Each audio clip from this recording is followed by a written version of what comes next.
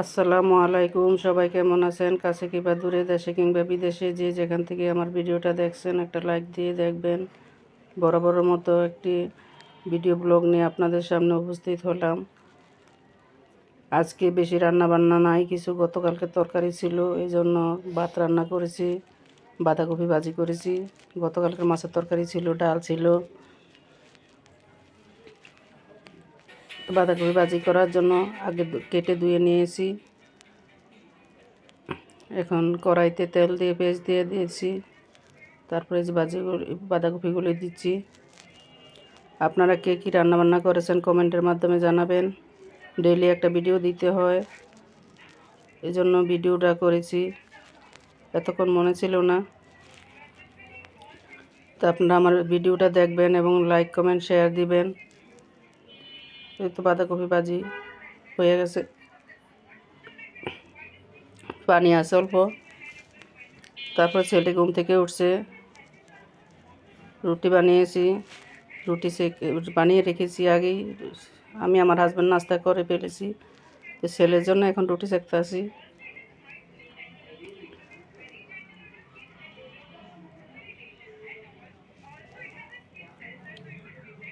ছেলে রুটি খেতে পছন্দ করে, ছেলে সকালেও রুটি খায়, রাত্রেও ভাত খাইতে চায় না, রুটি খোঁজে। আর ছোটো মেয়ে তো কলেজে গেছে সকালে পড়ে, এখনও আসে নাই। কলেজে ছুটির পরে প্রাইভেট পড়া আছে, প্রাইভেট পড়ে তারপরে আসবে। তো আপনারা কে কেমন আছেন কমেন্টের মাধ্যমে জানাবেন। আমি তো খুব ভালো আছি, আলহামদুলিল্লাহ, আল্লাহর রহমতে ভালোই আছি। কিন্তু আজকে একটু শীতটা আরও বেশি পড়তে আছে। আর বড় মেয়ে তো দিন বেড়াইতে আসছিল, কালকে মেয়ে চলে গেছে, ঘর এখন খালি খালি। একজন মানুষ না থাকলেই ঘর খালি খালি লাগে।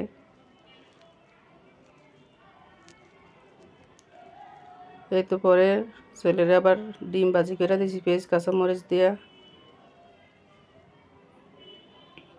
ডিম ভাজি আর রুটি সেঁকে দিছি, সাথে আবার ভাজি ছিল, গুড়, খেজুরের গুড় আনছি, যে খেজুরের গুড় আছে, গুড় খায়, ডিম ভাজি খাবে।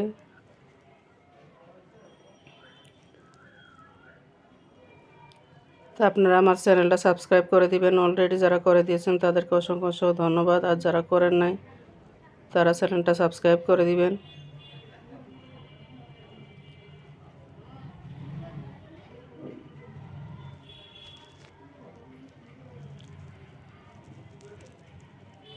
পেঁয়াজ দিয়ে আর ডিম ভাজি করলে একটু সময় লাগে, কারণ পেঁয়াজটা কাঁচা, মরিচটা কাঁচা, এটা একটু সিদ্ধ করতে হয়। আর এমনি বাইঙ্গা ভাজি করলে এটার ভিতরে তো পেঁয়াজ টেস্ট থাকে না, ডিমটা সিদ্ধ করলেই হয়।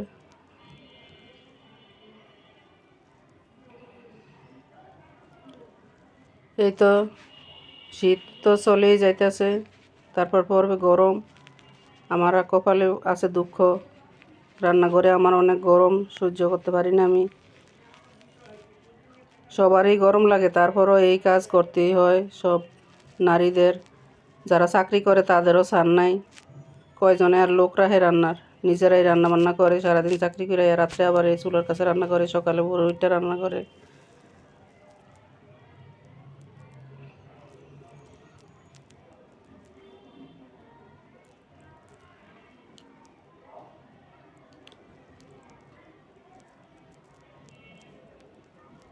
এই তো ছেলের রুটি দিলাম নাস্তা।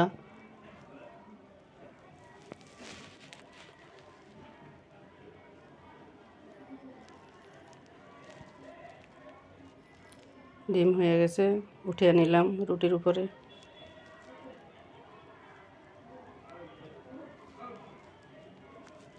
তারপর নাস্তা খেতে দিলাম। আমি ওই গতকালকে তরকারি ছিল, তরকারি দিয়ে রুটি খেয়েছি, সাথে চা খেয়েছি। আমার হাজব্যান্ড খাইছে গুড় দিয়া, খেজুরের গুড় খুবই পছন্দ আমার হাজব্যান্ডের, খেজুরের গুড় আর রুটি, তারপর চা খাইছে। তো ছেলেরা দিলাম নাস্তা। আসসালামু আলাইকুম, সবাই ভালো থাকবেন।